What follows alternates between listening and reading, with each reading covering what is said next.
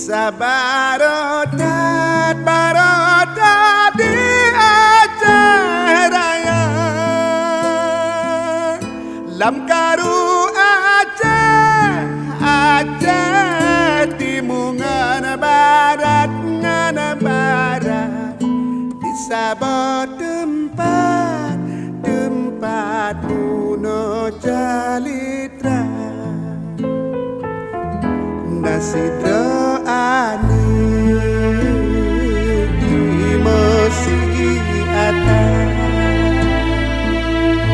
lam jursaan hai pamadu wajan pama